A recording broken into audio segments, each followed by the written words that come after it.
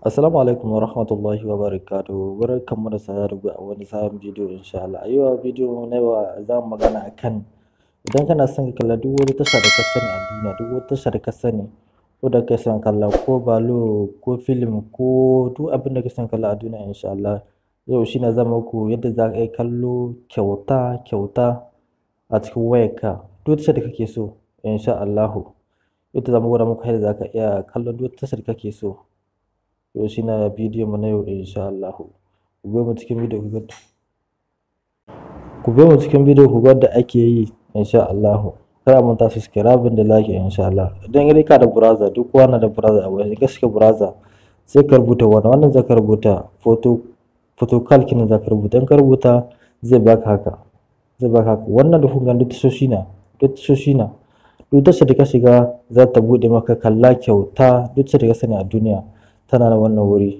Za ka iya taɓa ka shiga ka duba ka kalli filikin da ka so, kalli balo da ka sai ana yi balo a yanzu misali. Zuhan wannan Real Madrid ce, tashar Real Madrid ce, kana taɓa za ta buɗe ma za ka kalla yana balo kai tsaye za ka kalla.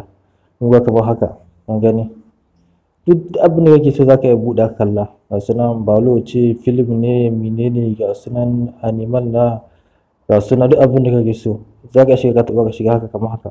Mun ga wannan film ne gashi, mun ga wannan film ne saboda akwai fira na dan rufe shakan ga.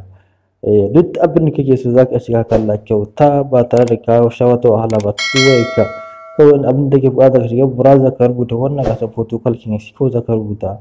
Za su watsa maka tashoshi ga sunan da duk wani maganin nan ga su akwai wasu gidaje ga su kuna gani.